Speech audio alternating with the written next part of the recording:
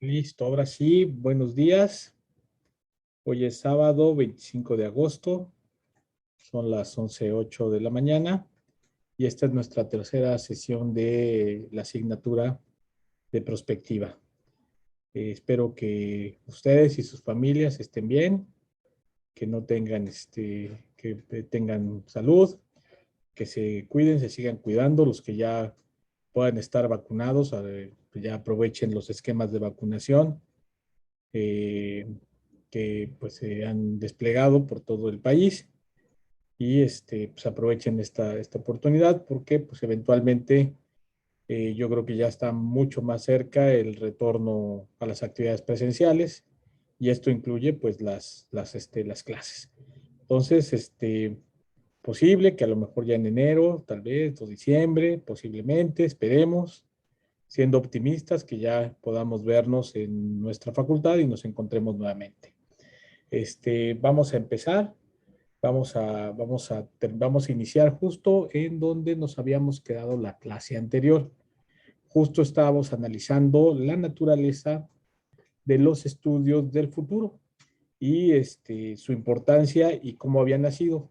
Habíamos empezado con el tema de las escuelas y los orígenes, de cómo el futuro se había vuelto un problema que pasó de eh, los consultorios futuristas o los consultorios de los adivinadores y un problema de estar en algún lugar distinto a nuestro cotidiano humano, digamos desde el punto de vista científico, a pues ser un tema pues ya más tratado con métodos, con formas más racionales.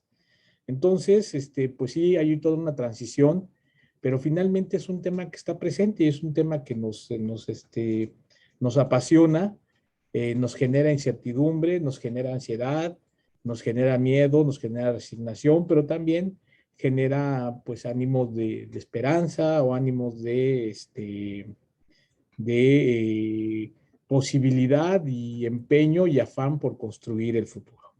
Entonces, justamente, eh, es la Segunda Guerra Mundial donde pues empiezan a disparar, digamos, estudios sobre el futuro, diferentes metodologías para analizarlo. Lo mismo la crisis económica de 1929.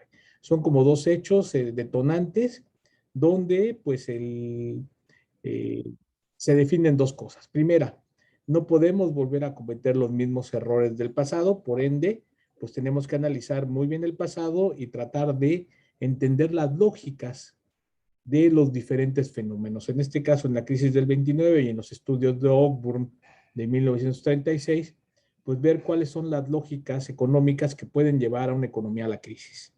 Al entender estas variables y al entender esta idea, pues se pueden proyectar. Y la segunda, pues la idea de anticiparse, la idea de anticipación formulada, digamos, y la logística formulada durante la Segunda Guerra Mundial puede ser un factor competitivo, puede ser un factor que permita ganar. Ahora, en la Segunda Guerra Mundial, pues estábamos apostándole a la confrontación armada. Una vez terminada la guerra, termina la confrontación armada y la confrontación entre países, digamos, o se traslada a una confrontación entre empresas. Y justamente las empresas son las que son más proclives en impulsar estudios del futuro, principalmente innovación tecnológica, principalmente nuevos mercados, nuevos estilos de consumo, nuevos productos, y pues esto genera pues una explosión de los estudios del futuro en el mundo, tanto por la vía empresarial como por la vía del Estado. Se empiezan a formular muchos más espacios para ver el futuro. Pero antes de eso vamos a ver como que los tipos y como las ideas que tenemos del futuro. Habíamos visto una definición muy amplia de la Sociedad Finlandesa de Estudios del Futuro, que dice que los estudios del futuro eh, motivan el análisis del presente, pero para comprender el propio futuro. Es decir, entender el presente es entender el futuro, ¿no? Segundo punto de esta gran definición o de esta definición amplia. La investigación del futuro no se puede hacer desde un solo punto de vista. Requiere un entendimiento y una comprensión multi e interdisciplinaria. Es decir, tienen que entrar muchos campos de conocimiento para entender el futuro. Todos podemos aportar con la comprensión del futuro, pero requerimos muchas especialidades. Es uno de los grandes, de las grandes disciplinas interdisciplinarias, que es así como funcionan las ciencias sociales. Finalmente, las ciencias sociales, pues no podemos decir que hay un campo exclusivo de politólogos o un campo exclusivo de sociólogos, sino que actuamos en conjunto y es necesario entenderlo de esa manera. Y tercero, que es un punto importante, el estudio del futuro tiene un propósito, que es generar mejores elecciones para los tomadores de decisiones. Los tomadores de decisiones pueden elegir o pueden tomar decisiones más informadas. Esto es, tienen mucho menos, reducen los campos de incertidumbre dentro de cada decisión. Todas las decisiones, pues a veces pueden parecer apuestas, sobre todo las decisiones políticas, las decisiones de política pública. El hecho de tener escenarios probables, escenarios deseables y escenarios factibles genera mucha mayor certidumbre al tomador de decisiones. Entonces, no podemos pensar que el estudio del futuro, una vez realizado, se quede guardado por ahí. No, tenemos que pensar en el estudio del futuro como como un material o como una materia viva, una materia que permita generar un conocimiento que permite resolver un problema o permite dar indicios de un problema. Habíamos hablado de los principios unificadores de los estudios del futuro, es decir, cuáles son esos principios. La prospectiva es una de las formas de estudios del futuro, como lo vamos a ver. Y pues aquí habíamos hablado de 6 principios. Primero, la relación que existe entre la incertidumbre, es decir, lo que no conocemos del futuro, justamente porque el futuro no ha pasado, entonces no conocemos mucho del futuro, y del conocimiento que nos brinda el estudio del futuro. Si bien es imposible adivinar, la intención es conocer los mayores indicios que nos permitan los instrumentos metodológicos disponibles. ¿Sí? Es decir, los estudios del futuro, por muy inciertos, especulativos, extraños en cuanto a sus metodologías, incluso alguien los puede acusar, están en especulación, de especulación, de estar inventando cosas, de estar imaginando demasiado. El conocimiento del futuro, por mínimo que sea, nos permite reducir un poquito de incertidumbre. Entonces, finalmente, los estudios del futuro son como un mapa de navegación. Por ahí hay una anécdota bien interesante donde Napoleón viene de repente a atravesar los Pirineos, que son una cadena montañosa en Europa, en una de sus expediciones. Pero entonces, pues pues vienen los ejércitos, digamos, napoleónicos, las fuerzas napoleónicas, pues, para generar ahí, para atravesar y continuar hacia España. Y de repente, pues bueno, pues están envueltos en una tormenta donde no se ve nada y no saben para dónde van y el viento pega por todos lados y no reconoce nada. Entonces llama a su guía y le dice, por favor, guíenos a la España, sáquenos de aquí, ayúdenos a atravesar la cordillera. Y le dice, sí, señor, por suerte traigo un mapa. Entonces saca su mapa y entonces él toma el mapa y más o menos ya con el mapa los va guiando y los saca, digamos, de los Pirineos.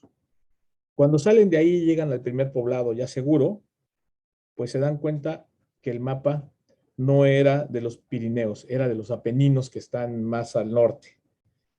¿Qué me da esto? Finalmente, pues a lo mejor el mapa era inservible y justamente pues el azar lo sacó y la casualidad. Sin embargo, la idea de tener un referente en el futuro, un mapa de navegación, pues nos da certidumbres, nos da seguridades. De otra manera, pues si no hubiese existido este mapa, aunque fuera un mapa equivocado de una región equivocada, y bueno, pues ahí los ayuda mucho más el azar que otra cosa, finalmente, pues el futuro genera una idea de seguridad frente a la incertidumbre. Y ese es uno de sus principales valores. Es decir, justamente es el valor que nos da, por ejemplo, el concepto del destino. Si tú ya sabes a dónde vas, pues ya deja de preocuparte. Tú ya sabes que te va a tocar el cielo, te va a tocar algo allá adelante, que hay algo bueno o malo esperándote. Entonces, pues bueno. Ahora, este conocimiento, como lo habíamos dicho, se traduce en acción. Este es el segundo principio. El conocimiento se vuelve acción y permite, digamos, tomar decisiones, tomar una elección, elegir, ¿sí? Entonces, pues este es su finalidad, este es su objeto. Tercero, que ya habíamos un poco platicado en sesiones anteriores, eh, no se puede ver el futuro como un espacio separado del presente y del pasado. Tenemos que tener una línea que nos da continuidad. Entonces, la continuidad entre el pasado, el presente y el futuro, pues esta línea lógica nos permite, es un principio para el futuro.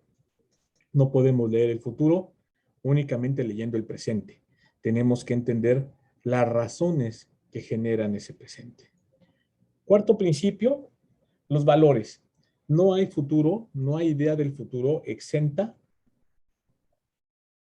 de valoración. Todo el futuro está sujeto a principios de lo que consideramos lo bueno y lo deseable. Es decir, nosotros queremos un mundo tal vez más justo, un mundo tal vez más libre. Sin embargo, bueno, pues no todos quieren eso. O tienen un concepto de libertad y de justicia distinto al mío. Entonces, pues puede haber un choque de valores, un choque de ideas, un choque de cosas entre esto.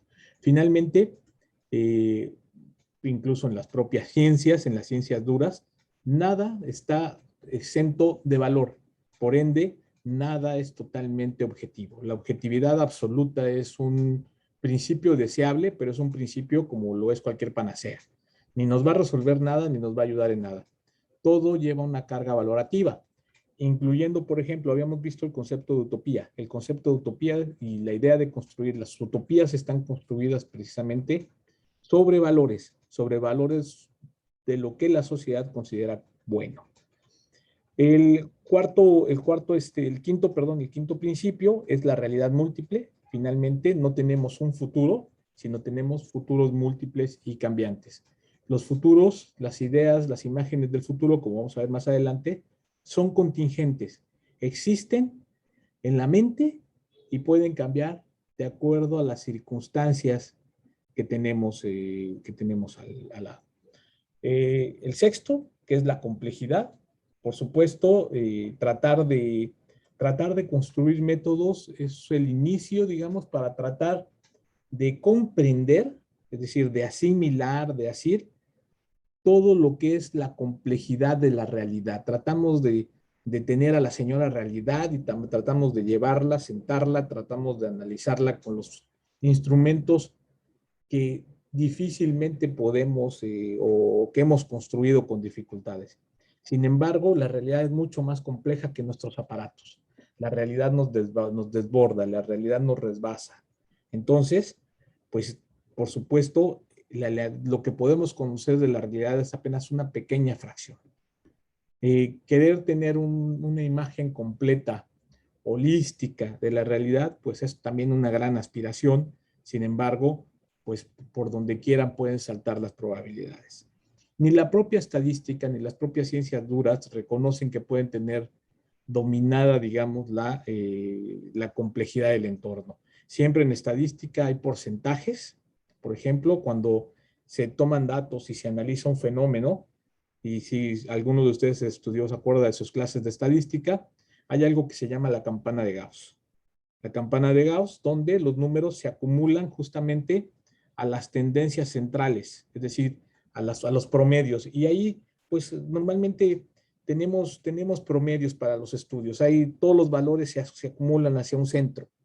Tienden a eso, tienden a ir al promedio. En cuanto más valores tenemos, más promedios tenemos, más juntamos, se fortalecen los promedios.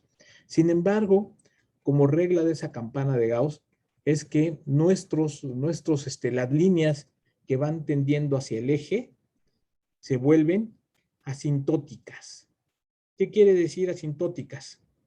Que justamente esas líneas nunca tocan el eje. Por ejemplo, si yo tuviese aquí mi campana, voy a dibujarles. Normalmente todas las cosas tienden a un promedio. Aquí están los promedios. Veamos, normalmente los promedios lo representamos como un X barra y tenemos. Y normalmente los valores se acumulan aquí. Este es el espacio de acumulación de valores y todas las cosas suceden, digamos, en circunstancias de normalidad. Es lo normal. Sin embargo, tenemos una línea que baja, baja, baja, baja, baja, baja, y la de inicio también puede bajar, pero nunca tocan el eje. Son asintóticas, se les llama a estas líneas. Y aquí podemos encerrar el 99% y le podemos poner 0.00000009 de los casos. Sin embargo, nunca vamos a llegar al 100. Hay un reconocimiento desde el punto de la estadística que tenemos valores pequeños, pero probables. Es decir, pueden ocurrir las cosas más inverosímiles. Esto vamos a verlo ya casi al final del curso. Vamos a verlo con el concepto del cisne negro o de la carta salvaje.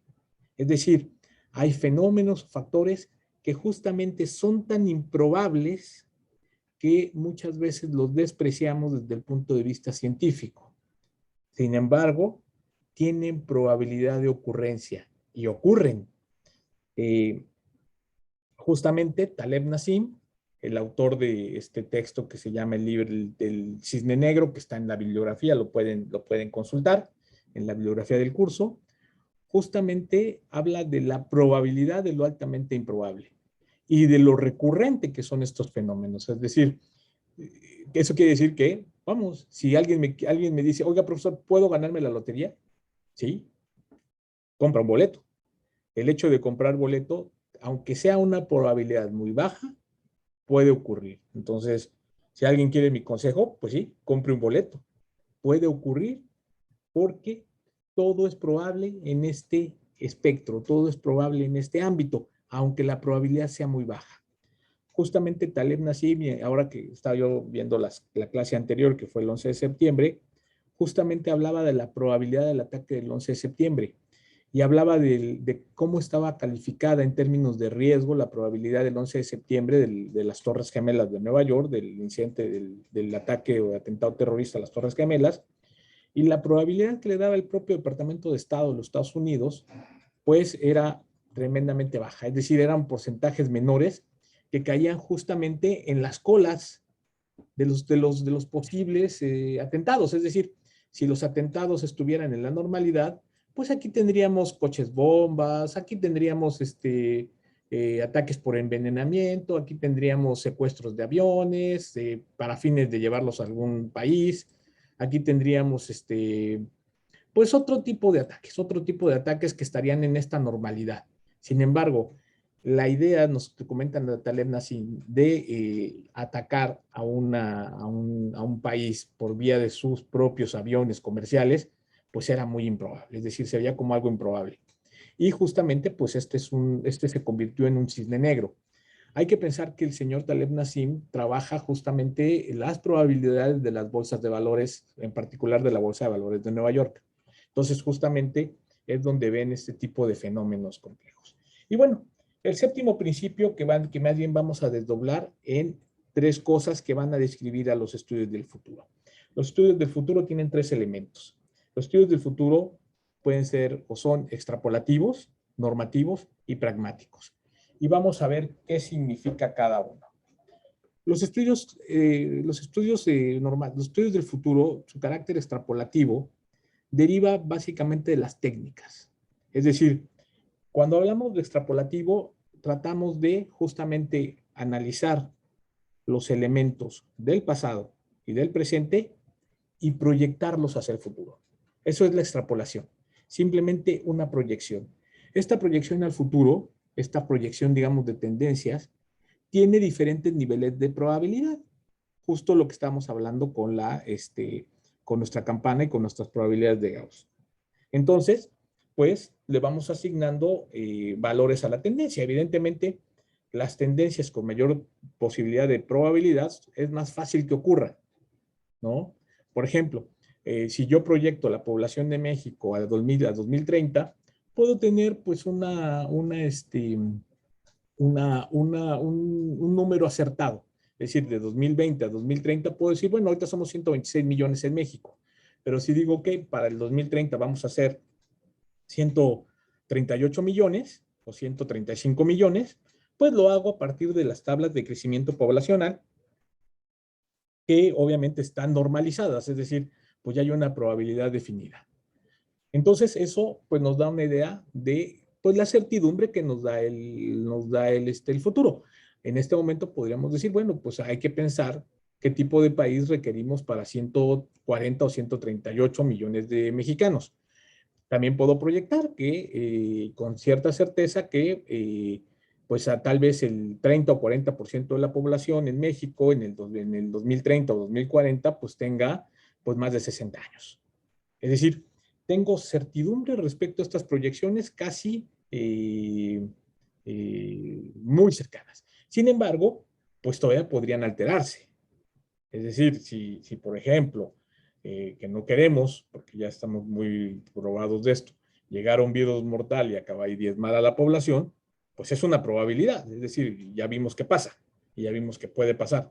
Llegar un virus, una cepa de COVID altamente nociva, pues esto podría afectar esta probabilidad. Entonces, justamente nuestra primera idea de los estudios del futuro es que pueden ser extrapolativos, es decir, tendemos a la probabilidad. Ahora, el hecho de que haya una probabilidad no quiere decir que esa probabilidad ocurra del todo. Finalmente, en nuestras manos está resolver muchas de las cosas. Por ejemplo, la tasa de crecimiento poblacional en los años 60 y principios de los 70, pues prácticamente las familias en México tenían 5 o 6 hijos por familia. Ese era el promedio. Había familias que tenían 12, había familias que tenían 12. Ese era, digamos, finalmente el promedio eran de 6 hijos por familia en México.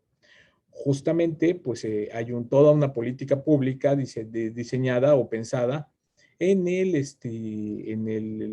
frenar, digamos, la natalidad en México porque, pues, las condiciones económicas se vienen difíciles. Las mujeres se incorporan mucho más a los espacios laborales, entonces, pues esto con niños se vuelve mucho más complicado, es decir, entran más a la economía.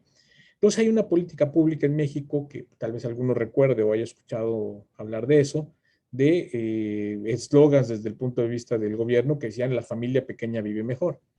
Y invitaba esta política pues al uso de medidas médicas de planificación familiar, o de planificación familiar, y justamente pues de reservar el tema del número de hijos. Bueno, actualmente en México el promedio de natalidad o la tasa de natalidad por familia pues está cerca del 3%.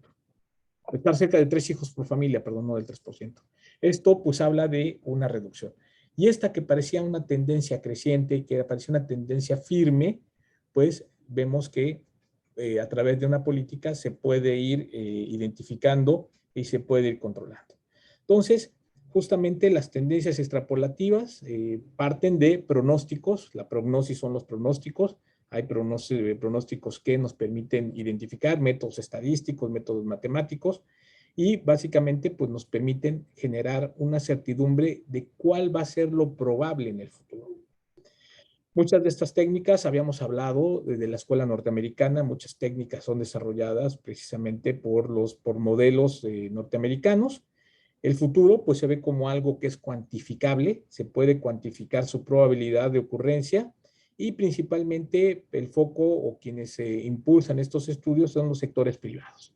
Hay mucho pronóstico respecto, por ejemplo, consumo, por ejemplo, energéticos, producción de energéticos, producción en ciertos mercados. Prácticamente no hay estudio de mercado que no haga pronóstico respecto a la tendencia del consumo.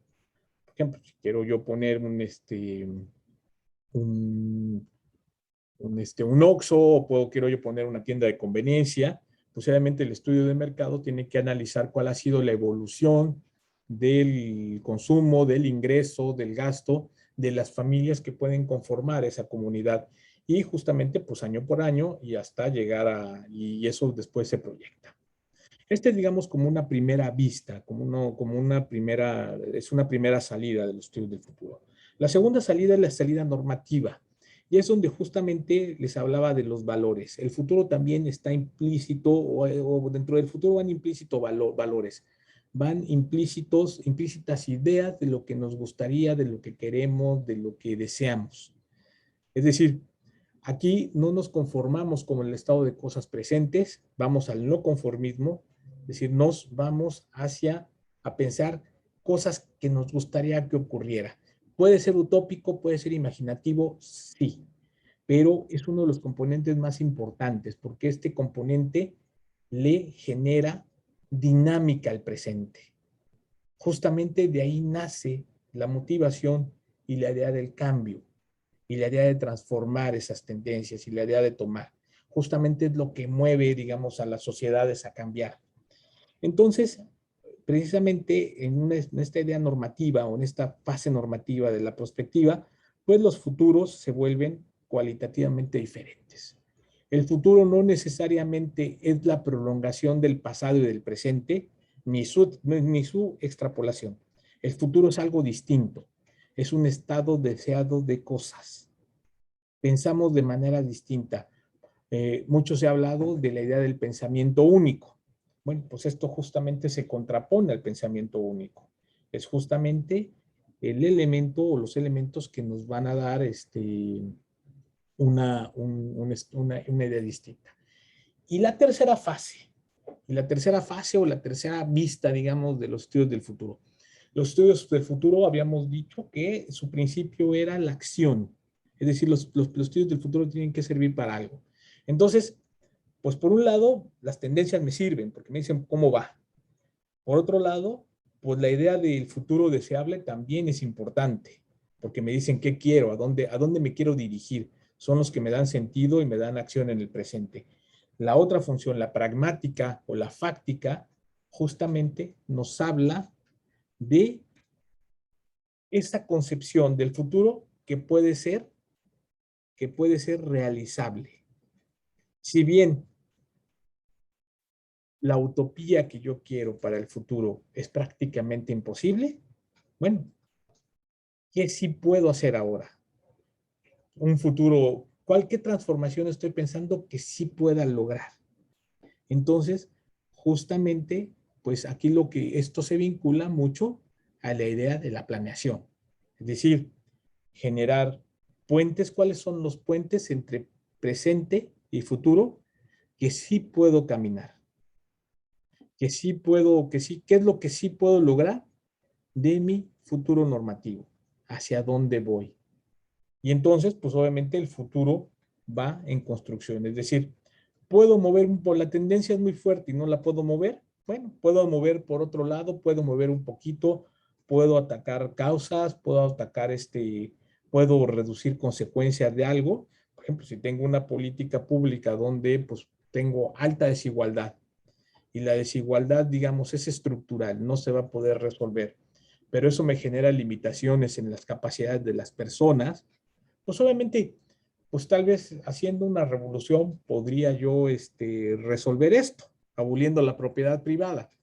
Pues, sería una aspiración bárbara, pero eso no es factible.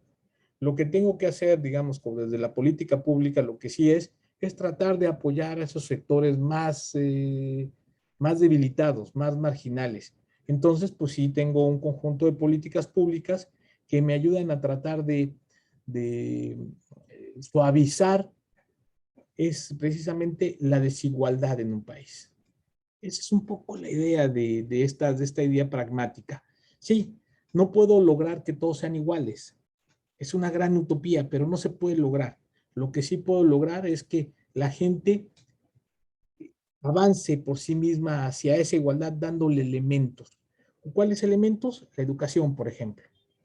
Otro elemento, la alimentación, garantizarles el mínimo proteínas al día, calorías al día, que son necesarias para un buen desarrollo físico y mental.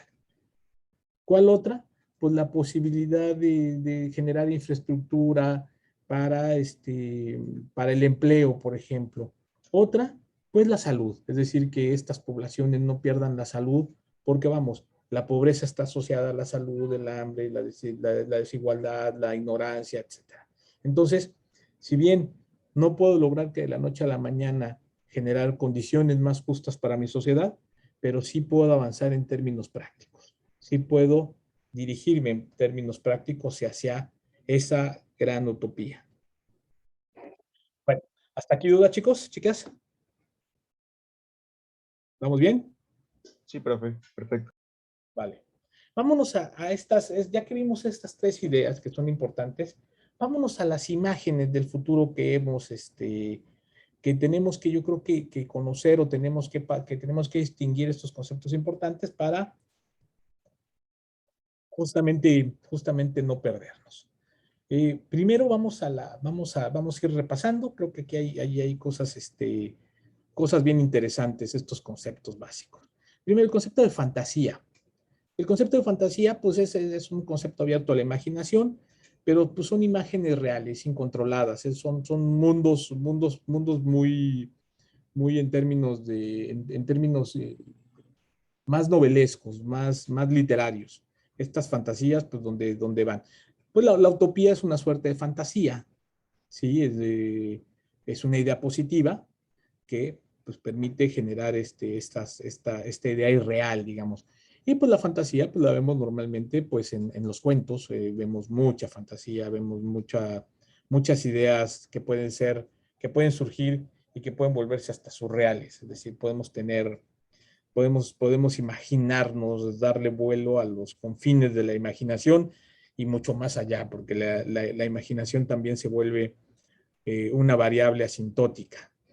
Tenemos la utopía, que habíamos platicado un poco, esa idealización positiva, la distopía, la idealización negativa, lo contrario, la utopía viene siendo la distopía, son conceptos que se contraponen, ¿sí? La idea o la imagen de mundo posible, ¿no? Esta imagen que podemos crear, normalmente, pues este mundo posible es una combinación, nos gusta porque es una combinación de lo probable, es decir, de los conceptos extrapolativos, con los conceptos deseables, con los conceptos normativos, es decir, pues justamente nos gusta porque coincidimos con eso, pero además se puede lograr, ¿por qué no? Tenemos, por ejemplo, otra figura en las imágenes del futuro, que es la memoria del futuro. Y esta es muy bonita, porque es una imagen proyectiva. Es lo que le llaman futuros contrafácticos o ideas contrafácticas. Y esta nos gusta mucho, porque jugamos mucho con ella. Y es esa idea de qué hubiera pasado si, es decir, la hipotética, qué hubiera pasado si no hubieran matado a Colosio. Ah, pues a lo mejor hubiera, o sea, y a partir de eso podemos empezar a proyectar cosas. ¿Qué hubiera pasado si no hubiera perdido el PRI? ¿Qué hubiera pasado si? Y empezamos a imaginar futuros, es decir, el hecho contrafáctico, la memoria del futuro, es como un espacio donde podemos despertar ideas alternativas y futuros alternativos, y donde nos damos cuenta que el futuro podría haber sido diferente y que el futuro es muy distinto a una idea de destino, ¿no? De repente, ahora que estamos en el revisionismo histórico en nuestro país, bueno, ¿qué hubiera pasado si no hubiera logrado Cortés hacer alianza con los tlaxcaltecas? O sea, ¿cómo sería México? ¿Qué hubiera pasado si no hubieran derrocado el imperio de Iturbide y hubiera tenido recursos? ¿Seríamos imperio? ¿Habría reyes? ¿Habría emperadores? O sea, ¿cómo sería? ¿Qué hubiera pasado si hubiera perdido Juárez con Maximiliano? ¿Seguiría la familia de los Habsburgos gobernando México? ¿Qué hubiese pasado? Es decir, esto nos da una idea, es decir, parece un ejercicio estéril, pero nos recuerda ese ejercicio que los futuros pueden ser múltiples. Vamos, es divertido, es interesante, nos llama a la literatura, nos llama a la novela, sin embargo, nos recuerda que el futuro tiene múltiples posibilidades y el futuro va tomando diferentes cauces. Entonces, por eso es interesante esta idea de la memoria del futuro o el futuro contrafáctico. Tenemos el futuro deseable, que es muy parecido a la utopía como concepto. Tenemos la visión, y esta también, esta justo va a ser parte de nuestra última unidad. ¿Cómo se construyen las visiones? Como imágenes, así que son imágenes que son inspiradoras, imágenes que llaman a la transformación, pero que son además imágenes donde el futuro se comunica de manera muy simple. Y es de manera muy simple en términos lingüísticos, en términos semióticos. Y este es el espacio de los comunicólogos. No por nada lo pusieron en los planes de estudio. Cómo comunicar visiones de manera sencilla. Cómo comunicar visiones de manera fácil. Tenemos pues, los modelos mentales. Normalmente hacemos modelos mentales de todo lo que, de todo lo que tenemos por ahí, de todo lo que buscamos siempre generar. Normalmente tenemos modelos como A causa B. Este es un modelo mental básico, que es el modelo de causalidad, donde B puede generar una C, ¿sí? Y A se puede ver influido por Z y por Q. Entonces, si quito Z de mi modelo, es muy probable que se rompa esta estructura de causalidad. Justamente lo que hacemos en nuestra mente son estas estructuras de causalidad que normalmente dibujamos en servilletas. Normalmente dibujamos en un papelito y nos ayuda, digamos, a conectar hechos, fenómenos, nos ayuda a conectar variables y nos permiten, digamos, generar ideas nuevas. Ahí se habla un poco de la extrapolación de ideas, de la analogía, etc. Ahora, viene otro concepto que es muy fino y hay que ser muy cuidadoso con él. La ideología, que básicamente es un sistema de creencias. La ideología no ayuda en la perspectiva. ¿Por qué? Porque estamos hablando de ideas preconcebidas, ideas que además son incuestionadas, que tomamos como vienen. Entonces hay que identificarlas muy bien. Es decir, no sabemos por qué está la idea ahí, pero tienen todo un sentido, normalmente un sentido político. Entonces tenemos que cuidarnos de las ideologías, de las formas o de las creencias desde el punto de vista ideológico, de las ideas preconcebidas o de las ideas dadas. Ya son ideas, ya son lógicas que estamos. Yo, por ejemplo, acabo de apelar a una hace un ratito que les dije, pues el motor para salir de la pobreza es la educación. Por ejemplo, es una idea que ya no me cuestiono, ya la tomo como tal, ya está, ya es como que se vuelve una idea como ideológica. Entonces hay que ser cuidadosos. Hay que ser, no quiere decir que esto no sea cierto, pero muchas de las ideas de las que se esconden en las ideologías, justamente cuando pensamos el futuro, pues a veces son falaces, es decir, son falacias lógicas, son construcciones que parecen verdad, pero que realmente no son tan ciertas. Parecen verdades, no son verdades a medias, parecen verdades, pero no son ciertas o no son aplicables a las circunstancias de ese momento. Pueden venir, a lo mejor en otro momento funcionan, pero no necesariamente en ese momento son ciertas, nos dan certidumbre. Otro concepto que construimos mucho y que estamos viviendo, justamente el estereotipo. Estamos hablando del estereotipo como una percepción mental, normalmente de un grupo frente a los otros grupos. Y justamente el estereotipo lo que destaca es la diferencia. Tenemos el nihilismo, que esto es muy una forma, digamos, de visión del futuro, donde justamente no hay futuro. Es decir, A veces, sobre todo muchos jóvenes, normalmente el nihilismo dicen que es un tema de jóvenes. El nihilismo justamente niega la posibilidad de un futuro, niega la posibilidad de que el futuro sea mejor o pueda ser diferente. Ni siquiera afirma que el futuro sea peor, ni siquiera dice, ni siquiera apela a la distopía. El nihilismo simplemente dice que el mundo es igual, es lo mismo, el mundo es la misma cosa y no va a cambiar, no tiene sentido. Y esto, justamente el nihilismo surge como corriente de pensamiento, surge justamente en la literatura rusa del siglo XIX.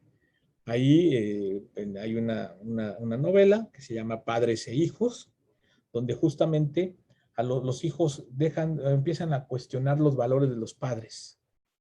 Y justamente los hijos comienzan incluso a cuestionar las creencias de los padres. Los hijos dejan de creer en los dioses en los que creen los padres, porque justamente, finalmente, las imágenes de Dios son una representación del futuro, de un futuro después de tu muerte, finalmente. Es decir, tiene ese sentido, te vas a reunir con tu Dios, lo vas a ir a ver, lo vas a ir a conocer.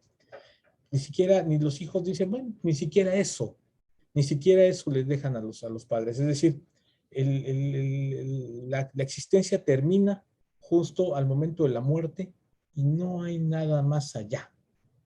Es decir, es el no más allá.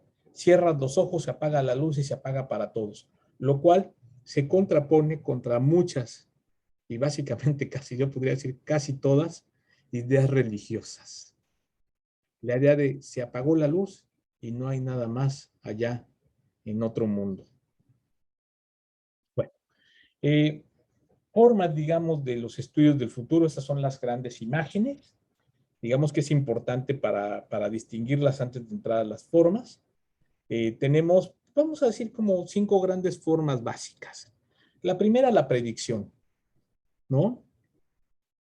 La predicción es básicamente, normalmente hay como suerte puede haber periodistas, escritores, opinadores, algunos estudiosos, como claro que no, esto no está negado con el estudio, que dicen que hacen predicciones, por ejemplo, para el año que viene.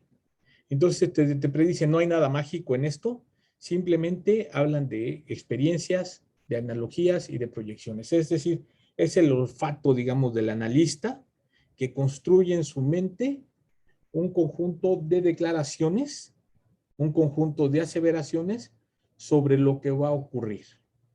Por ejemplo, cuando hay un cambio de gobierno, también pues hay un conjunto de aseveraciones, un conjunto de decir, no, pues este gobierno va a ser así y va a tener estos problemas y va a generarse. Es decir, finalmente tomamos elementos de la experiencia, pero no tomamos datos duros, no es probabilístico, ¿sí? Simplemente el analista, con su experiencia, con la información que maneja, trata de generar analogías. Por ejemplo, dicen, bueno, pues ahora tenemos un gobierno de izquierda en México. Ya tuvimos un gobierno de izquierda en Brasil.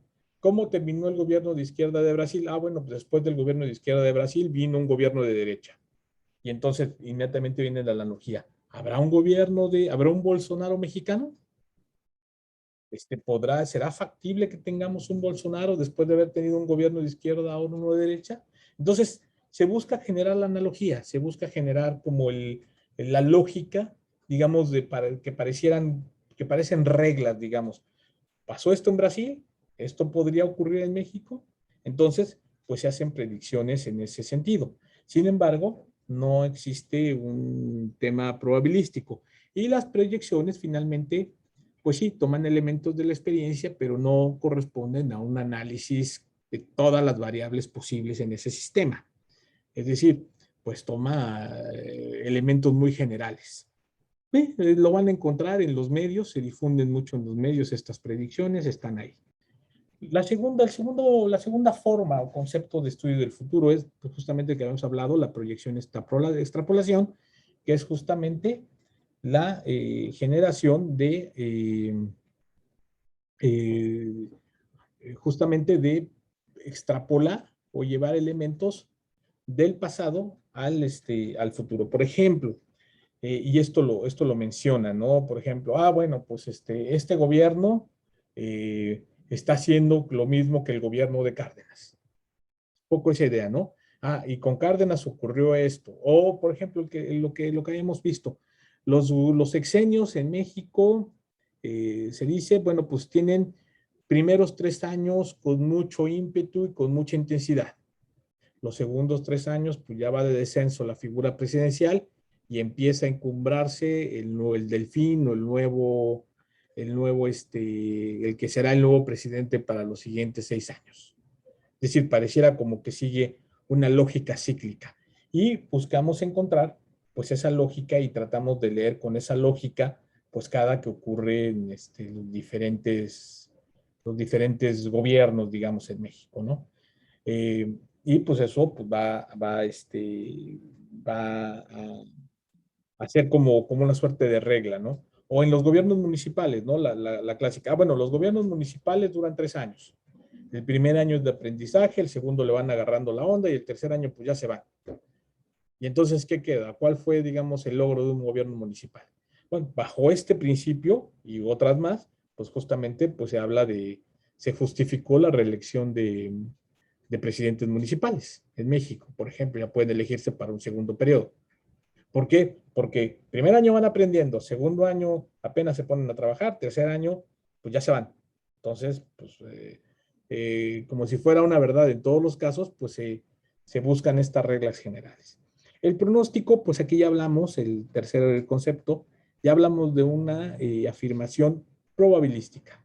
Aquí ya tenemos estadística, tenemos números, nos gustan los números, nos ayudan los números, no son del todo certeros, ni son del todo expresivos, ni necesariamente, y es muy probable que expresen cosas diferentes a las que pensamos.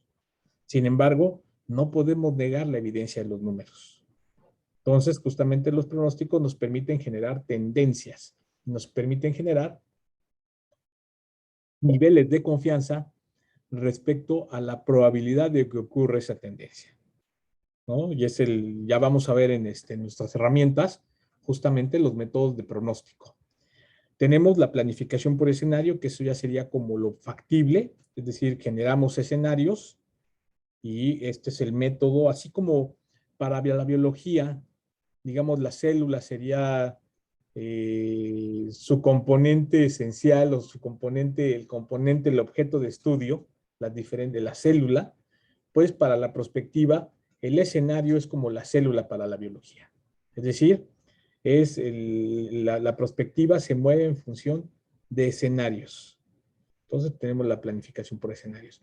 Y finalmente, la prospectiva. La prospectiva, ¿y qué tiene de diferente la prospectiva? Que a diferencia de los otros, que pueden tomar elementos del pasado, y los elementos del pasado son determinantes, ya sea la experiencia o ya sean las tendencias estadísticas, son determinantes para proyectar un futuro, pues en la prospectiva las cosas ocurren de manera distinta. Es decir, vamos del futuro hacia el presente y hacia el pasado. Es decir, la línea gira o la línea va en sentido contrario. El futuro, una vez que sabemos qué es lo que queremos, pues ahora sí nos metemos a entender el presente y a entender cómo ha venido ese presente evolucionando. Es decir, no nos metemos al pasado primero para ver hasta dónde podemos o qué logramos. Nos vamos directamente al futuro con esa idea de futuro deseable, que es muy importante en la prospectiva, y con ese nos vamos hacia atrás, nos vamos hacia el presente, traemos el futuro presente que queremos, que traducimos en una visión, y a partir de esa visión, justamente definimos un conjunto de rasgos o un conjunto de factores para construir nuestra prospectiva.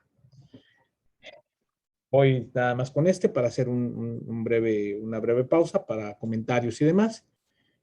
Bueno, pues ya justamente retomando lo de la clase anterior sobre las escuelas norteamericana, europea y internacional, y bueno, en otros países, cómo se han dado y cómo pueden encontrar conceptos, digamos, sobre los estudios del futuro y prospectivos.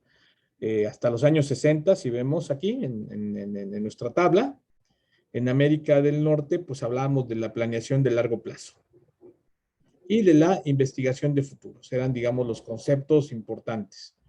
En Europa ya se hablaba de prospectiva, acuérdense de los prospectivistas franceses encabezados por el señor Gaston Berger, que es quien inventa, digamos, la palabra prospectiva. Va a ser la idea, digamos, general, donde el futuro, pues, es lo que permite iluminar el presente. Y conceptos como futurología. Hay conceptos también europeos como futurología. Y bueno, en general en el mundo pues, estamos hablando de un análisis de sistemas, que justamente como una de las grandes cosas, digamos, o de los avances que dejan las guerras, o que dejó la guerra, en este caso la Segunda Guerra Mundial, fue la construcción o la concepción de un nuevo paradigma científico que se llamó la teoría general de sistemas. Y la idea del sistema, justamente, se antepone a la idea de la máquina. Es decir, veníamos de una revolución industrial donde todo estaba mecanizado y todo funcionaba como máquina. Bueno, pues ahora todo entendíamos al mundo como máquinas y veíamos a las personas incluso como máquinas. Hay profesiones que siguen viendo a las personas como máquinas, por ejemplo, las profesiones médicas, muchas de ellas siguen viendo máquinas en las personas, pero pues lo que digamos, lo que es de hoy o lo que está, digamos, rebasa esto es justamente la posibilidad de ver al mundo, a la sociedad, a las personas como sistemas. De hecho, pues no hace mucho en nuestra facultad, pues había una materia que se llamaba Teoría General de Sistemas y que tenía la importancia justamente de dar una concepción distinta. La máquina, cómo funciona una máquina y cómo funciona un sistema son cosas totalmente distintas. Entonces era, digamos, como en su momento una de las grandes, digamos, aportaciones de la Segunda Guerra, si tienen cosas, las guerras de repente tienen cosas buenas, era justamente esta idea del sistema. Para las décadas de los 70s y 80s, pues ya se va evolucionando, digamos, estos conceptos. Tenemos el concepto de pronóstico tecnológico, technological forecasting. Forecasting siempre se va a hacer, digamos, para nuestro concepto, y lo van a encontrar mucho en la literatura, sobre todo en inglés, la literatura anglosajona, el forecasting, para pronóstico. La planificación por escenarios, la prospectiva estratégica en Europa, la previsión humana y social. Esto es un concepto más italiano, justamente propuesto por una de las autoras que venía una lectura en su primera actividad, de Leonora Barbieri. Y en el mundo, pues hay un avance importantísimo de lo que es la teoría de sistemas a lo que le llaman después la dinámica de sistemas, sobre todo con el desarrollo de las ciencias del cálculo y la computación. Finalmente, el análisis de sistemas se puede traducir en números, se puede traducir en cifras, y lo que vemos después es la generación de sistemas de ecuaciones, y vamos a ver algún estudio ahorita donde van a ver ustedes cómo se aplicó la dinámica de sistemas. Tenemos el visioning, la elaboración de perspectivas, que esto vuelve a estar de moda justamente porque pues ahora se incluyen los planes de estudios y los temas de vigilancia tecnológica, es decir, cómo van evolucionando. Ya en los 2000, en los 90 y en los 2000 ya de este siglo, el concepto importante, es decir, viene de prospectiva, justamente por eso empezamos tomando el tema europeo, la prospectiva estratégica desde el punto de vista europeo se recupera en los Estados Unidos como Strategic Foresight. Entonces, lo que tenemos aquí es un nuevo concepto, un concepto renovado de perspectiva estratégica, retomado justamente en las escuelas europeas y que va a ser importante, sobre todo a partir del milenio. Es decir, la idea de llegar a un punto de quiebro, por lo menos cronológico, como es el año 2000, genera, digamos, toda una inquietud y genera, pues, que se disparen los estudios justamente del futuro. Tenemos después, pues ya en el caso de la dinámica de sistemas, el pensamiento sistémico, el análisis de los futuros de tecnología, el análisis tecnológico orientado al futuro, el análisis de horizontes, que este es una suerte de proyección de largo plazo, es decir, hasta tendencias, digamos, hasta casi un siglo. Puede haber estudios, van a encontrar estudios así. Ok, entonces, bien. Voy a detenerme aquí, dejo de compartir, digamos, si quieren, para atender dudas o preguntas que tengan en este momento. Llevamos una hora aproximadamente. Entonces, díganme si los conceptos han quedado claros, si ha sido consistente. Creo que es toda, son muchos conceptos, son muchas ideas que se van conjuntando, se van articulando y van encontrándose, digamos, este, nos van explicando, digamos, lo que va a consistir y a dónde vamos a parar es justamente a la prospectiva, digamos, como forma de trabajo, como metodología de trabajo del futuro. Sí, es como desprenderlo de toda una gran maraña. Ustedes pueden ver aquí como una maraña, como una pequeña jungla de conceptos y de ideas. Lo que hacemos es bajar la prospectiva, que esa es, digamos, la que vamos a utilizar.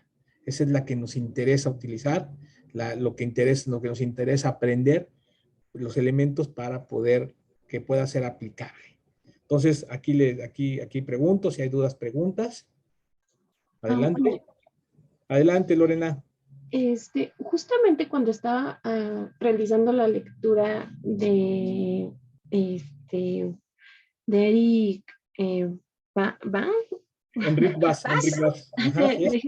de Enric Vaz, ¿No? cuando nos empezaba él a dar las definiciones justamente de todas las palabras que acabamos de ver ahorita con usted, de las imágenes del futuro, de lo que es la visión y toda esta parte, justamente empecé como a relacionarlo mucho con toda esta labor que hacemos los comunicólogos organizacionales al momento de realizar planeaciones, al momento Sí. de inclusive crear la filosofía de una empresa, ¿no?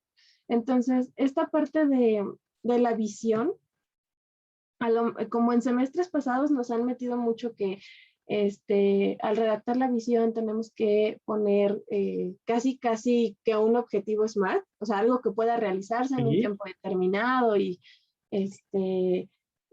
con algo que sea medible y alcanzable y así. De repente ver esta parte de imagen que fluye con el tiempo, sí entré como en un poco de shock. Muy normal, muy porque, normal. porque fue como ok, o sea, la manera en la que nos han estado enseñando lo que es la visión está más enfocado a objetivos, ¿no? O sea, alcanzar objetivos. Que digo, finalmente, plantearte objetivos es plantearte un futuro. Es correcto, ¿No? es O sea, correcto. va de la mano. Es Pero sí correcto. entré como un poco en conflicto porque dije, ay Dios, entonces Bueno, ahora cómo. ahora vas a ver una suerte de planeación con anabólicos. La prospectiva es la planeación fortalecida. O sea, es decir, vas a tener, o sea, la prospectiva te va a dar mayores elementos de fondo más que de forma. A veces, pues sí, la manera de redactar un objetivo, pues es justamente este modelo SMART que nos dicen el objetivo debe de ser, pues, alcanzable, medible y todo lo demás. Sin embargo, muchas veces redactamos un objetivo, pero todavía no sabemos a dónde vamos.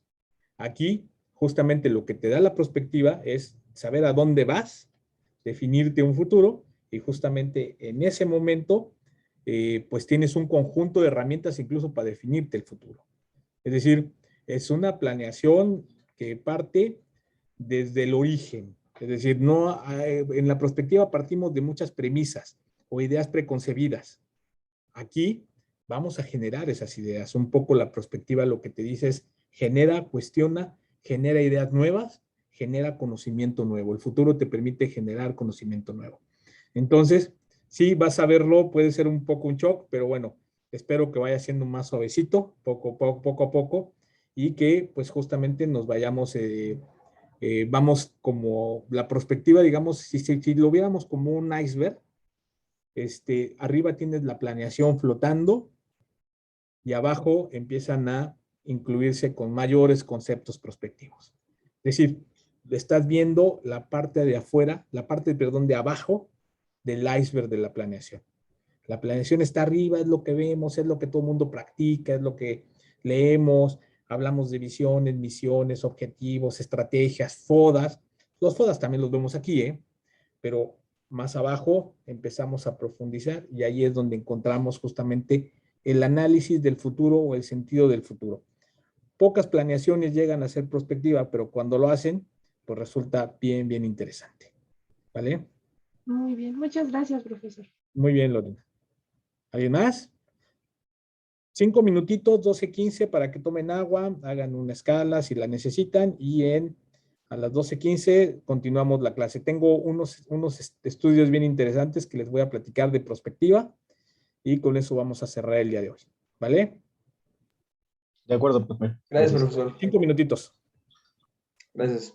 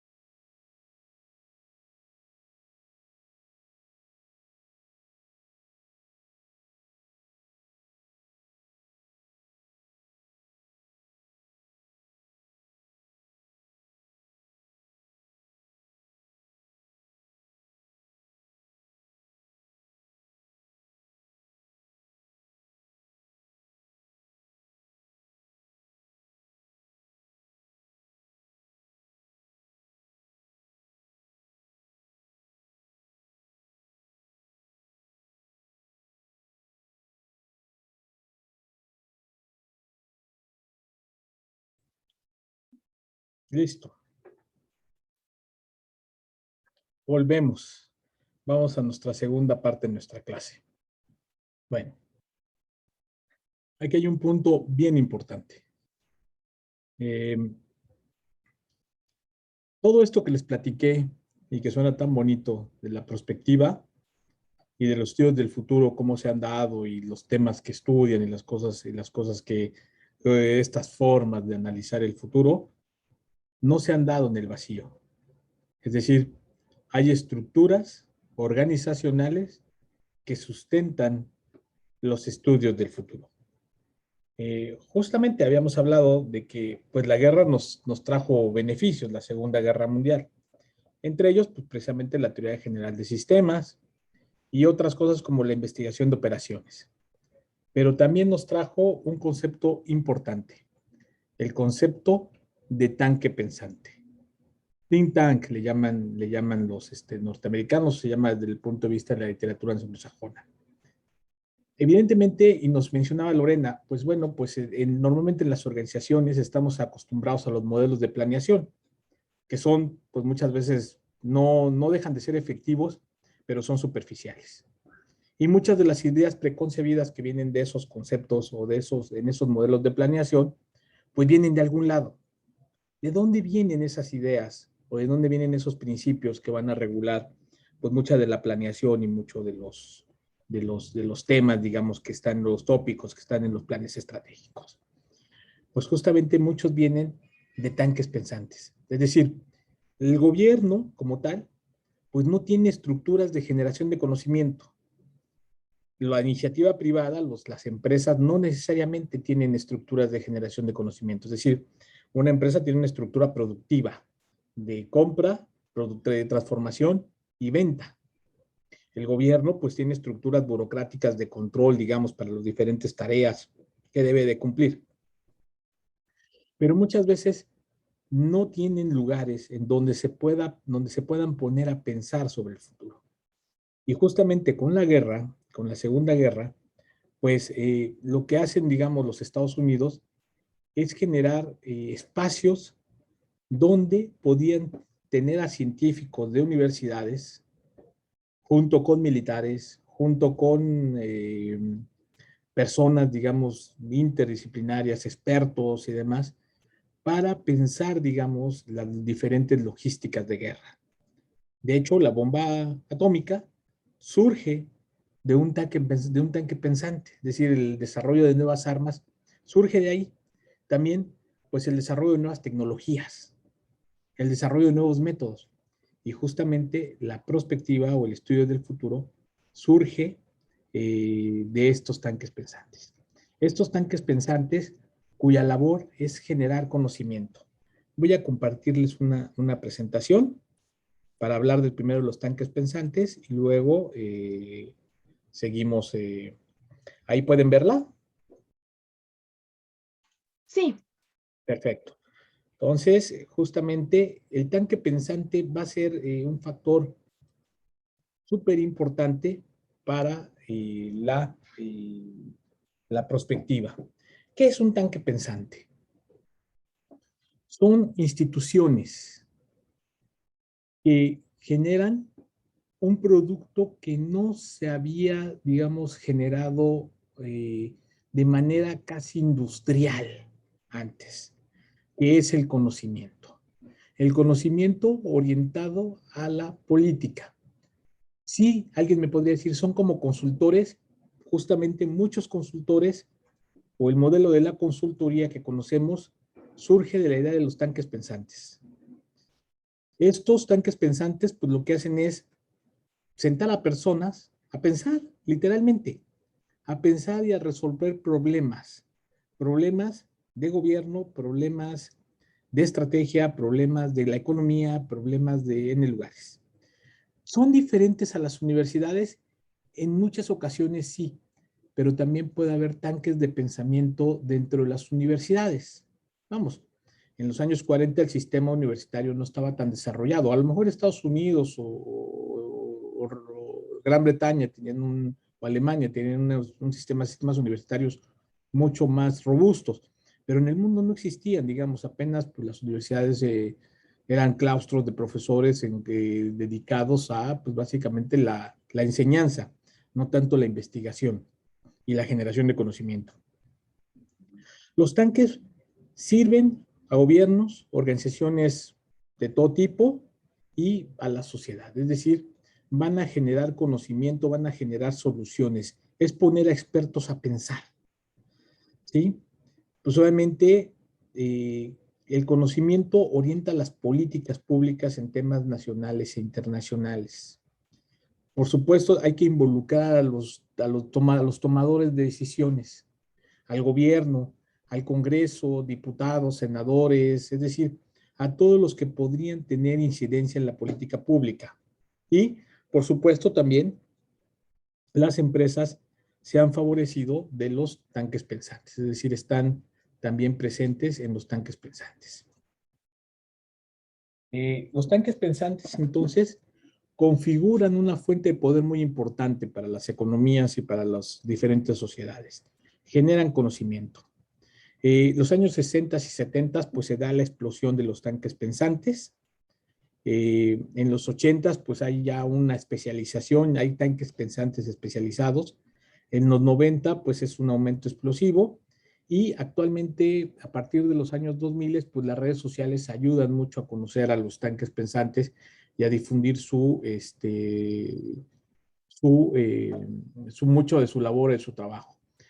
Hay diferentes tipos, pues los hay desde muy autónomos, pues que son independientes y que desarrollan conocimiento y desarrollan actividades, pues obviamente con cierta libertad, pero básicamente los tanques pensantes están afiliados o asociados a los gobiernos. Es decir, reciben recursos gubernamentales vía diferentes formas de contratos, de tal suerte que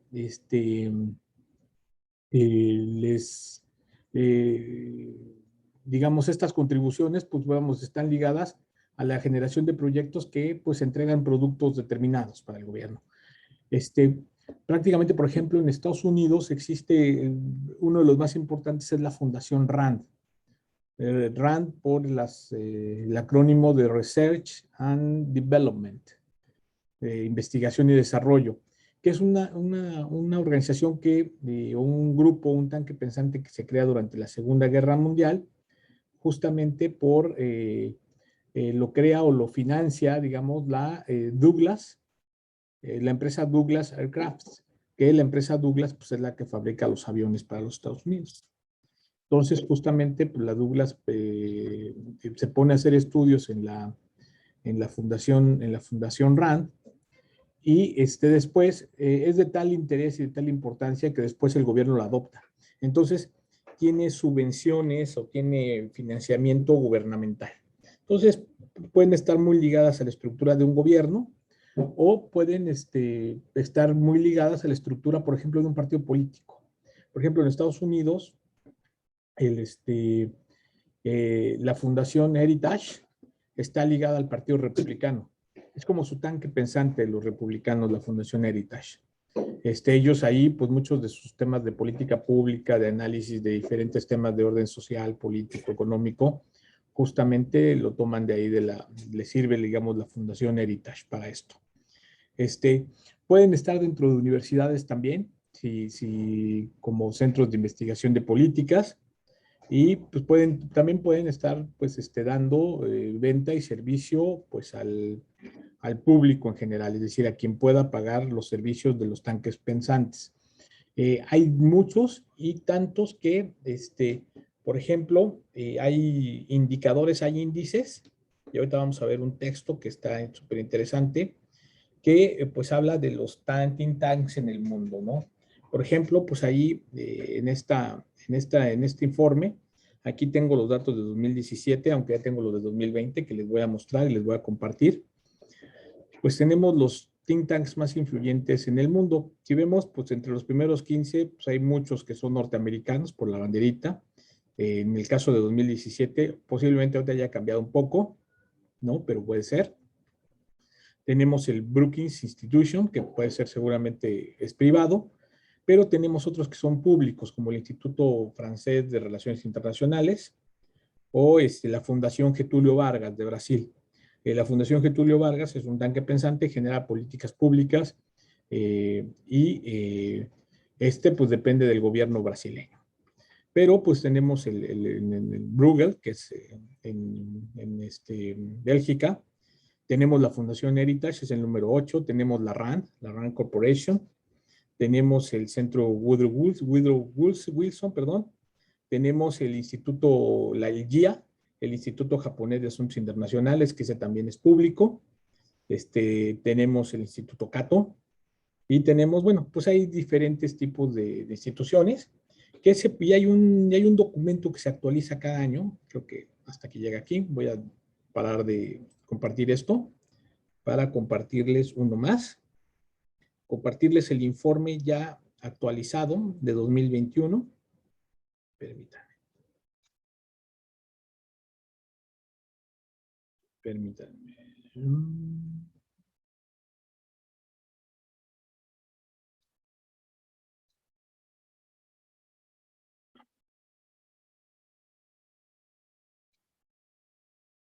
Bueno, si ustedes me dicen si dejan de ver algo, ahorita deben estar viendo y les voy a compartir este. ¿Están viendo esta portada que dice Global Go to Think Tanks? Sí.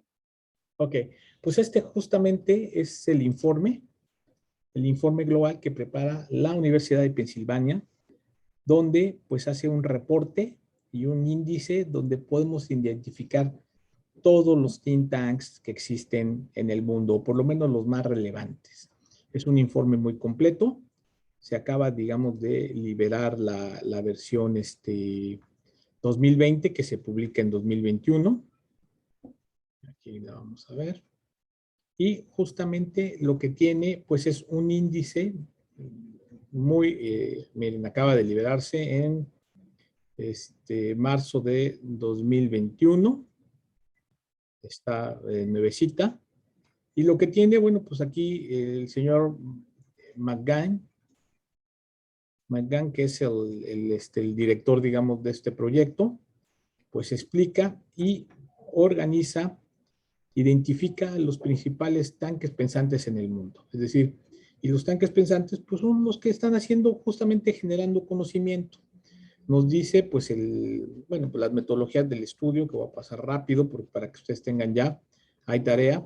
Justamente aquí está las categorías que hemos platicado.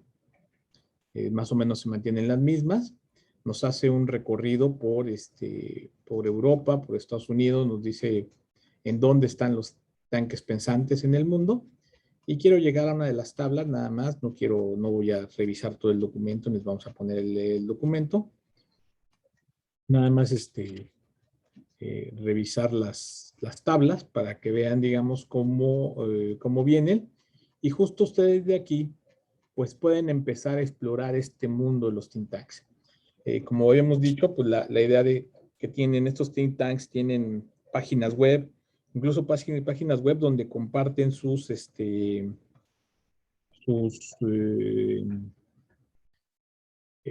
muchos de sus estudios, muchos de las cosas que van generando.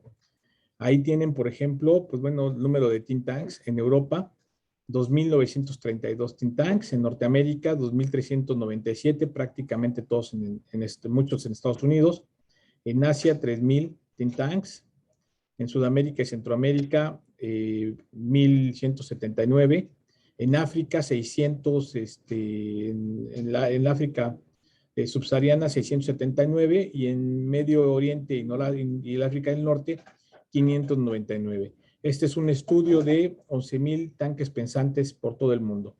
Y si ven de esos 11.000, pues 2.200 están en los Estados Unidos, 1.400 en China, que ha crecido de manera desorbitada en cuanto al número de tanques pensantes o instituciones de este tipo en China.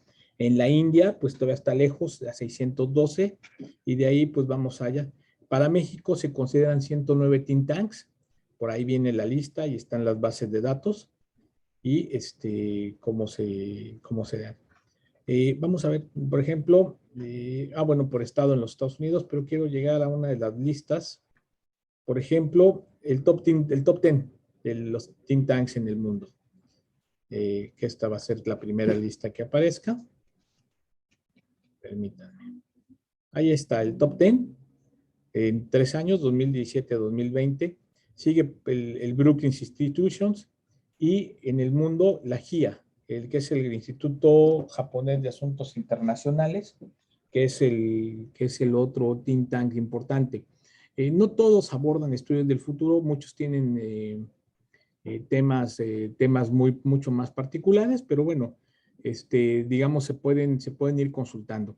Por ejemplo, fuera de los Estados Unidos, los que no son norteamericanos, tenemos el Bruegel, la Fundación Getúlio Vargas de Brasil, que esta sí aborda prospectiva y políticas públicas, la GIA, el Instituto de Desarrollo Coreano, y bueno, viene, digamos, toda una lista muy amplia. La fundación, por ejemplo, hay fundaciones muy identificadas, por ejemplo, la Fundación Friedrich Ebert, que está muy identificada con los partidos demócrata cristianos en Europa, la Konrad Adenauer también, también muy ligadas a estos y que pues están publicando cosas, generando conocimiento. Déjenme ver. Por ejemplo, aquí ya aparece una mexicana, el Consejo Mexicano de Asuntos Internacionales, aparece, Ethos Public Policy Lab, aparece en el lugar 77, y el más alto, digamos, el que está más arriba de los mexicanos, es el México Evalúa, que es un centro de análisis de política pública, que también se llama el CIDAC. Entonces, este pequeño consorcio, digamos, como el think tank mexicano en este momento más importante. No hay otros más importantes que en México. Y bueno, van a aparecer algunos otros, por ejemplo, la Flaxo, en Centroamérica, y van a encontrar pues otros tipos de instituciones conocidas. Estos institutos pues van a generar conocimientos, sus institutos son importantes. Entonces, aquí, justamente esta también la quería ver. El think tank para 2020 está el Carnegie Endowment, el Bruegel, la Fundación Getúlio Vargas, y de ahí nos vamos hacia abajo, pues los primeros 20, los primeros 30, los primeros 50. Y bueno, pues es un estudio muy largo, estamos hablando de algo así como unas 400 páginas, 300 páginas, más el acceso a bases de datos y demás, donde ustedes pueden encontrar mucha más información de los think tanks. Entonces, esto, digamos, el espacio donde se mueven, digamos, donde se va generando el futuro. Me voy, digamos, a platicar con ustedes, y ya para ir cerrando nuestra clase de hoy, un par de trabajos que justamente se han generado en think tanks en relación al tema de la prospectiva y del futuro. Voy a volver a compartir, permítanme, y voy a ver, digamos, hay muchos trabajos, yo he elegido algunos que son como bien significativos. Ahí espero que todos me estén viendo la presentación. Y tengo este primer trabajo. Este primer trabajo es un trabajo que elabora el Instituto Hudson. Está, pues, si no está en los primeros 10, pues sí está en los primeros 100 de los tanques pensantes en Estados Unidos. Yo creo que por arriba de los 50. Entonces es un instituto interesante, importante. Y este trabajo que se llama Thermonuclear War se debe a un señor llamado Herman Kahn. Herman Kahn fue una suerte de sociólogo, politólogo norteamericano, con amplia formación militar también, que vivió en la posguerra y que dirige el Instituto Hudson. El trabajo de Herman Kahn, precisamente a él le debemos el desarrollo de la metodología de escenarios. Y justamente a partir de este trabajo, justamente el señor Kahn crea escenarios. Vivimos, ese trabajo se crea más o menos en los años 60, después de después de la crisis de los misiles en Cuba, por ahí de 63 o 64, y lo que plantea este trabajo es el escenario después de una guerra termonuclear entre los Estados Unidos y en ese entonces la Unión Soviética. Justamente él crea el escenario del día después. ¿Qué pasaría el día después de que pues tanto los Estados Unidos como la Unión Soviética apretaran el famoso botón rojo? Es decir, el botón que libera los misiles justamente a tu rival, justamente a tu enemigo, digamos, en esa guerra. La primera premisa, digamos, de este trabajo es que la guerra nuclear en ese momento es posible. Es decir, sí podemos llegar a una guerra mundial. Tanto los Estados Unidos como la Unión Soviética tienen capacidad balística suficiente para mandarse misiles que atraviesen, digamos, los océanos y que puedan impactar sus principales ciudades. Esa es, digamos, la premisa. Es posible. Sí pueden alcanzar a dispararse. Ahora se ha hablado mucho de Corea, que ya empieza a tener sus nuevos misiles y demás, pero finalmente, pues Corea no le puede hacer daño a nadie. Tal vez a Corea del Sur o tal vez a Japón. Y recibiría una reacción desmedida si se atreviera a hacer algo así. Corea del Norte, perdón, no del Sur. El famoso señor aquel, el gordito que es como un líder muy, muy extraño, justamente. Entonces, ese es el principio. Estados Unidos y la Unión Soviética sí tienen capacidad de dispararse. La segunda premisa que plantea, porque muchas veces se planteaba la idea de que pues habría, y ahí lo menciona, de que pues no habría posibilidad de tener una tercera guerra porque, perdón, no habría la posibilidad de tener una cuarta guerra porque la tercera guerra pues prácticamente destruiría todo. En este caso dice que sí puede ganarse, que sí, digamos, existe posibilidad de ganarse, y justamente este escenario de guerra crea pues toda una psicosis en los Estados Unidos, en los medios, donde justamente la gente empieza a construir refugios nucleares.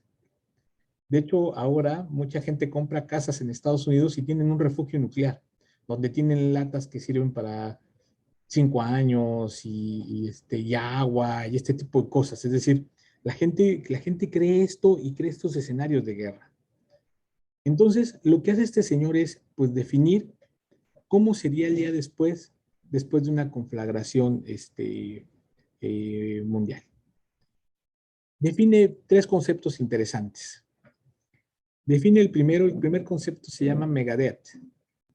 Hay un grupo, una banda de heavy metal que se llama Megadeth, que justamente toma su nombre de aquí. Y que significa que prácticamente al minuto de haberse disparado ya tienes 1 millón de muertos. 1 millón de muertos en 1 minuto. Lo cual es una locura, prácticamente. Segundo, los Estados Unidos están creando, o lo que se arma, digamos, el tema de estarse apuntando mutuamente, pues no solamente es apuntarse mutuamente. Los Estados Unidos y Rusia o la Unión Soviética están en esta conflagración. Si ellos se dispararan, mutuamente se destruirían. ¿Y qué pasaría en el mundo si no existieran los Estados Unidos y Rusia? Pues lo más seguro es que el eje de poder del mundo se mueva hacia otros estados, por ejemplo a Brasil o por ejemplo a Argentina. Serían los nuevos jefes del mundo, o a Japón o a Australia. Entonces, justamente la lógica militar que está detrás de este escenario es que prácticamente el mundo quede destruido. Entonces no solamente hay cohetes apuntándose hacia los Estados Unidos, hacia Moscú o hacia Nueva York. Hay cohetes apuntando a ciudades intermedias, como la Ciudad de México, como San José de Costa Rica, como Río de Janeiro, como Buenos Aires o como Sydney. Es decir, Hay cohetes que apuntan en todas direcciones. La lógica militar es terrible. Entonces, justamente lo que tenemos es un esquema de lo que le llama la máquina del juicio final. Es decir, no hay forma de sobrevivencia de una guerra termonuclear. Y el tercer concepto, el concepto MAD, que podría traducirse en inglés de locura, Mutual Assured Destruction, la mutua destrucción asegurada. Parece este texto y este producto el producto de una mente psicótica. Un poco lo es. Pero justamente el pensar en el concepto de autodestrucción mutua asegurada permite o facilita o ayuda para que no se disparen, para que los enemigos no se disparen. ¿Por qué? Porque no existe una certeza. Este escenario no te da certezas. Y la certeza que no te da es que no se has destruido tú totalmente. Entonces, justamente la Guerra Fría se prolonga y se prolonga por décadas porque hay un equilibrio, se logra un equilibrio de destrucción. Y el hecho de estar amenazados, ambos contendientes, el hecho de asegurar tu destrucción, de asegurar la destrucción del otro, pero asegurar la tuya propia, pues hace, digamos, que este estudio, digamos, tenga un valor importante. Herman Kahn es tan diabólicamente crudo en este ensayo que logra la disuasión nuclear. Es decir, posiblemente si jugamos a lo contrafáctico, si Herman Kahn no hubiese publicado esto, posiblemente no tendríamos, en este momento no tendríamos mundo. Y ese es el valor de la perspectiva, ese es el valor de los escenarios. Nos ayudan a identificar cosas, ¿no? Entonces, este es un punto importante.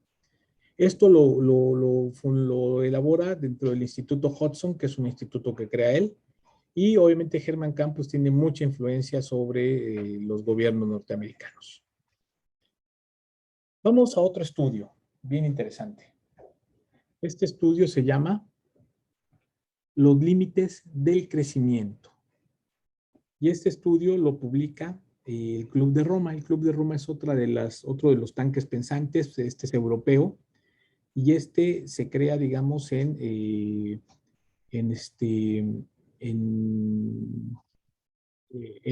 Italia, justamente, por un conjunto de empresarios y políticos y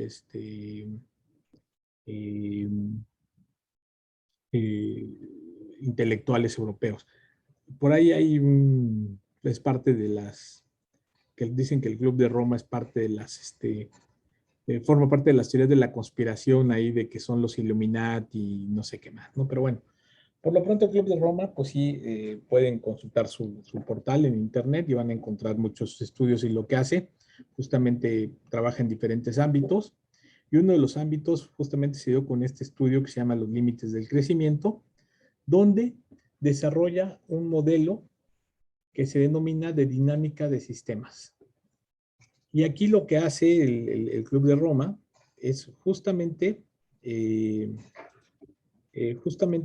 tiene una pluma, identifica un conjunto de variables. Por ejemplo, en el mundo, dice los recursos, la producción industrial, la población, los alimentos, la contaminación. Y en este estudio de dinámica, en este estudio de estas variables, lo que hace es proyectarlas a largo plazo. Y nos dice, por ejemplo, que los recursos del mundo pues van agotándose. Y es un estudio de muy largo plazo, vean, de un siglo, 1900, al 2000, al 2100. Vean ustedes, por ejemplo, que la población, mientras los alimentos se reducen, la población se incrementa. O también la población industrial. La producción industrial, vean cómo ha crecido. Y, perdón, este es los alimentos, perdón. Los alimentos también se incrementan, pero llega un momento de quiebre. Y pues, la producción industrial también tiene un momento de altura y un momento de quiebre. La contaminación, vean cómo también genera un pico en algún momento. ¿Qué es lo que me dice aquí? Me dice que hay variables interrelacionadas. Una mayor producción industrial o una mayor producción de alimentos, junto con el incremento correlacionado con el incremento de la población, va a llevar una disminución de los recursos y va a generar también una mayor contaminación. Lo que me está haciendo aquí este modelo de dinámica de sistemas me está diciendo para cuánto alcanza el mundo, hasta dónde puede alcanzar. Este modelo pues aparece en 1970 y pues se actualiza en el año 2000 y nos dice, pues ya actualizado en el año 2000, que el 2030 pues va a venir un colapso económico. Si seguimos manejando las mismas tendencias que venimos manejando y que venimos usando desde hace un ciclo en cuanto al crecimiento, al consumo y demás, pues lo que tendremos es justamente pues un declive y un fuerte impacto en la economía. Vean ustedes, por ejemplo, se confirmó en el año 2000 justamente la contaminación, pero vean cómo pues empiezan a haber caídas en diferentes momentos de la producción de alimentos y demás. La población sigue, digamos, hasta el 2030, tiene su punto más alto, es lo que está proyectado, y después viene un declive, que en algunas sociedades europeas ya se ha manifestado, si las poblaciones se están reduciendo. Ahora, los recursos no renovables, pues es una tasa de consumo impresionante, y vean que esto parece pues como cuando se vacía pues la tapa de un coche, ¿no? Cuando se vacía el tanque de un coche, como se va a cero, pues prácticamente los recursos, el petróleo, digamos, en particular, que es lo que mueve la economía capitalista, pues es lo que ha generado, digamos, se ve como esta caída de los recursos energéticos, y de que, bueno, pues no hay una línea aquí de cómo han crecido los recursos no renovables como la energía solar o eólica, pero definitivamente pues estamos todavía muy lejanos. Entonces, pues como ven, pues es un escenario pues un poco catastrófico, pero pues aquí solo estamos jugando con tendencias. Estamos jugando con tendencias y pues lo que vamos a ver, lo que viene no es nada fácil.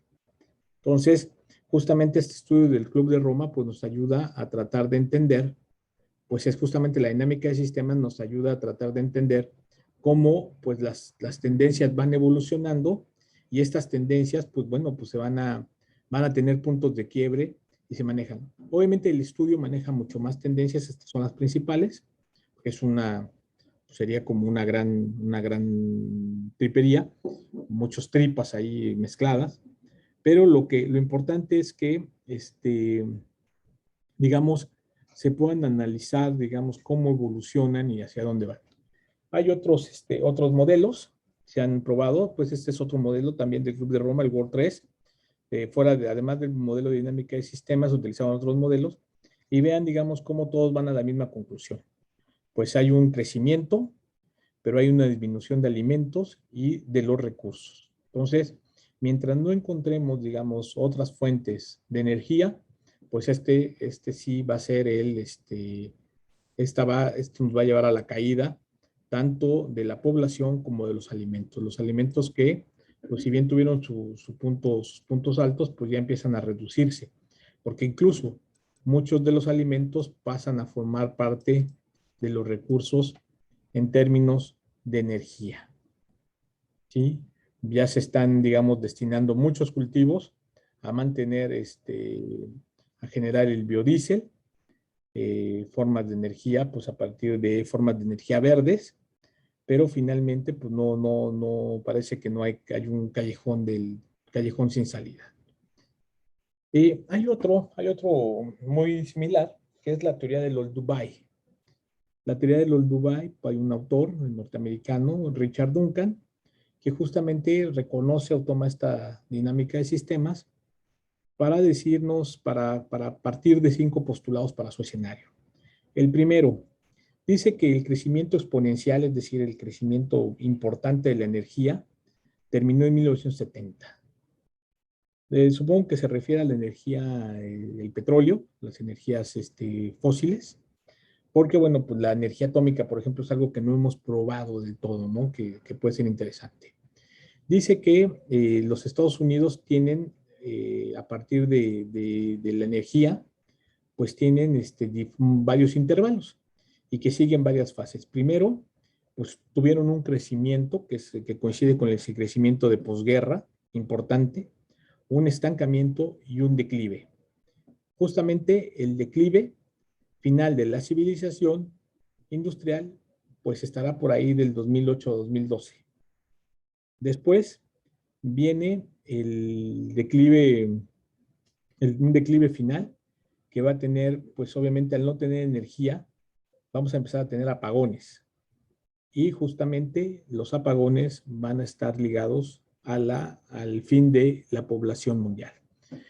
Y se llama teoría del Old Dubai porque Old Dubai es un lugar en África donde justamente encontraron los primeros restos humanos, los primeros humanos viviendo en cavernas, y pues prácticamente nos recuerda o nos avisa de que los humanos podemos ir, o nuestro destino va a ser una segunda edad de piedra, es decir, donde no tengamos luz, donde no tengamos todos los satisfactores que tenemos, agua potable, donde no habrá, o sea, vamos a querer abrir una llave y no vamos a encontrar agua, vamos a querer pasar un apagador y no vamos a encontrar. Entonces, es algo así, voy a ponerlo, justamente, aquí lo tenemos. Esto justamente, la energía va a ser el gran disparador. Y hasta aquí, digamos, teníamos energía. Después, dice, tenemos una meseta de energía y aquí empieza, digamos, el declive energético.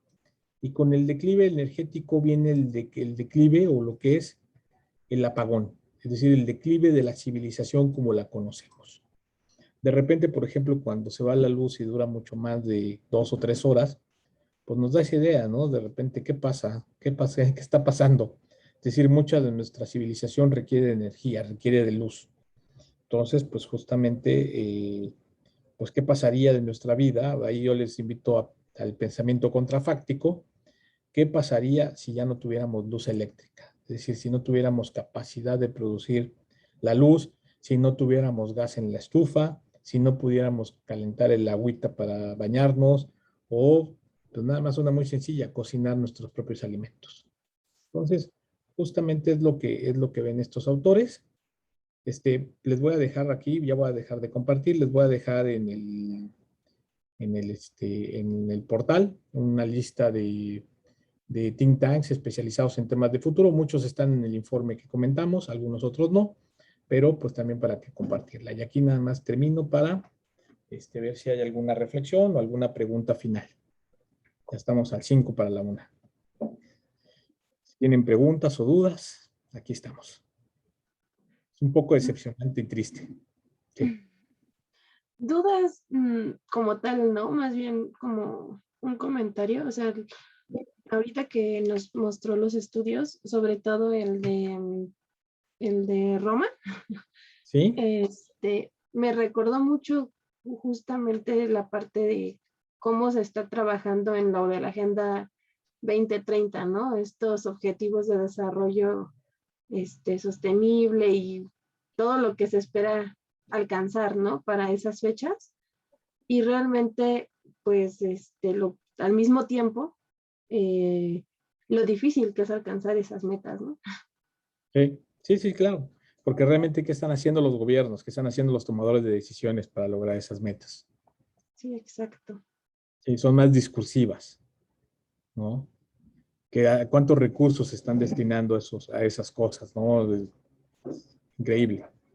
Y bueno, pues sí, suena feo, pero pues es un poco lo que nos hablan las tendencias y es probabilístico.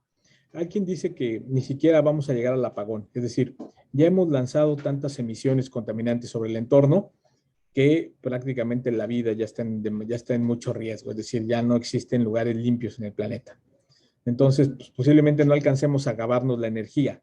Si nos acabáramos las reservas de petróleo que existen, las reservas de combustibles fósiles, pues prácticamente sería inviable la vida en el planeta. Entonces, pues algo sí tenemos que hacer.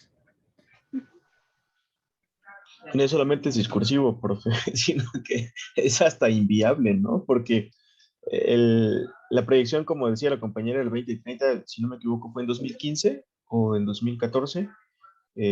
Ya prácticamente se han cumplido la tercera parte del periodo de acción y no y vamos muy lejos de la tercera parte de todas las metas de la Agenda 2030, ¿no? Entonces, yo creo que efectivamente lo que decía el Club de Roma en su obra, que ya es vieja, de hecho, Ya es vieja, y, sí, 1970. exactamente, y lo más curioso es que lo vemos, y creo que no solamente en el estudio, sino también las autoridades lo ven todavía como algo, pues no idílico, sino más bien distópico.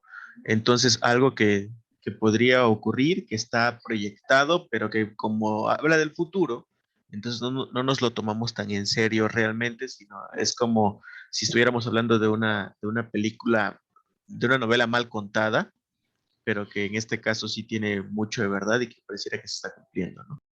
Es correcto, Gilberto. Así es. Pues bueno, creo que esto nos deprime un poco, pero bueno, ya seguramente ya la siguiente clase Es, tomaremos aire. eso es lo divertido. Eso es lo divertido. Pues muy bien. Si no hay más preguntas o dudas, nos vemos la siguiente clase, les subo la nueva actividad. Y ya he empezado a recibir sus actividades. Muchas gracias. Sí, gracias, profe. Sí, Gracias, Gracias a un usted, profe. gusto. profe. Muy buena tarde y bonito fin de semana para todos y todas. Buen fin de semana. Gracias, igualmente para Gracias. Gracias, todos. igualmente. Cuídense. Excelente tarde para todos. Saludos, profe. Gracias. Bye, bye.